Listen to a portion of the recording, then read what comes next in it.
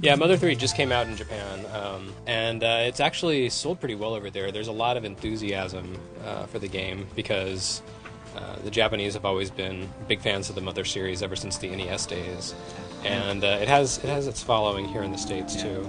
For instance, the people at Starmen.Net, the premier Earthbound fan site, have put together this book. This was actually a couple of years ago when Earthbound and its prequel were published on Game Boy Advance in Japan.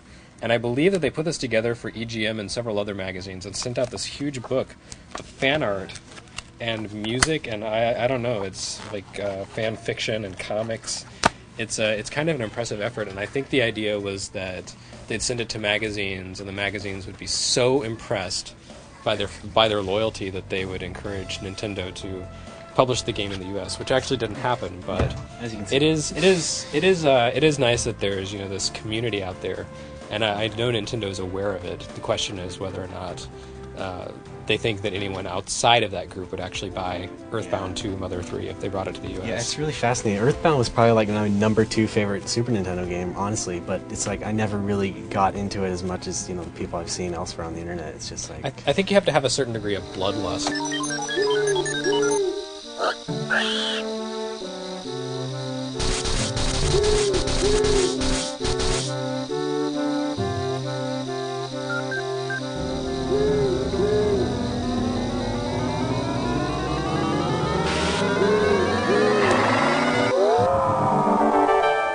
So how far have you played into Mother 3 so far, Ray? Oh gosh, only about a couple hours really. So you haven't made it to where the monkey fights the dung beetles? No, unfortunately, not made it to the monkey yet. That's where I'm right now, and it's kind of inspiring. Yeah, I know monkeys are a key part of the Earthbound series, I think. So. Yeah, I think so, and probably dung beetles too. Yeah. I think the best part of Mother 3 is the battle system, which I wasn't really expecting much from because, Mother and Earthbound were both just like Dragon Warrior, and it wasn't anything exciting. It had the rolling counters, but that was about it. But the music element in the battle system really it adds an extra, I don't know, an element of interactivity.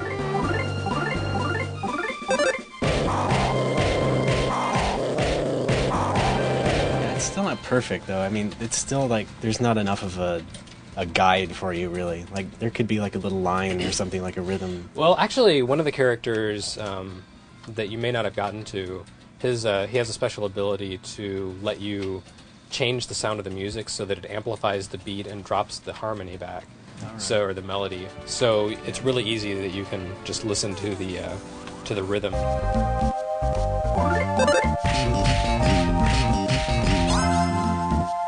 But I also find that if you just like bop your head like a retard, then it works really well. So yeah, so here I'm in a battle, so I'll just kind of demonstrate.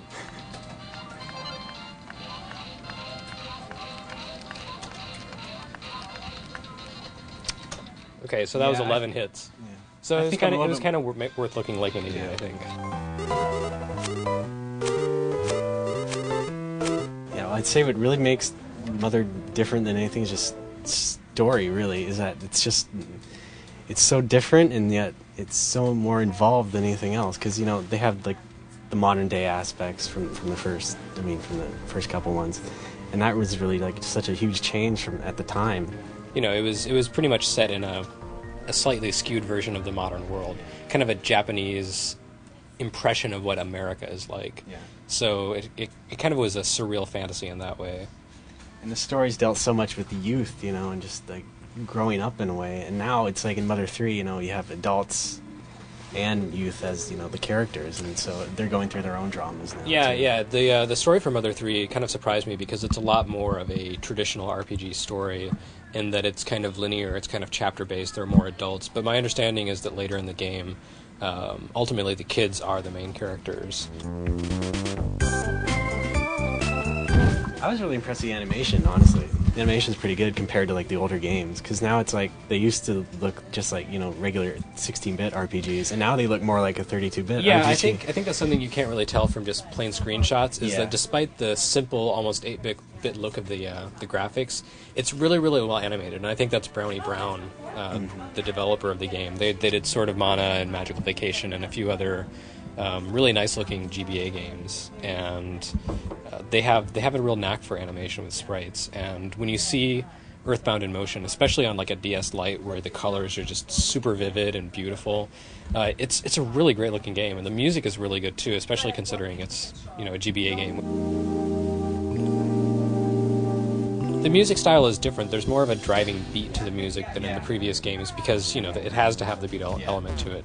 Although actually some of the trickier battles that you get into have music with no clear beats, so that it's really hard to tell what the timing is on those, and I think that's actually part of the challenge for those battles. It's too bad because I was getting thrown off early on already. So. Nintendo hasn't actually announced it for the US yet, but they haven't really released news of their GBA lineup for this year. And I know that Nintendo's most recent acquisition on the localization side is a big Earthbound fan, so I can only imagine that he's, you know, stumping for it back at Nintendo headquarters in the treehouse. I think if Mother 3 is not at Nintendo's E3 booth, I will be very shocked. Yeah. I can't imagine it not coming to the US. You don't want to mess with the Starmen.Net people. They're a posse.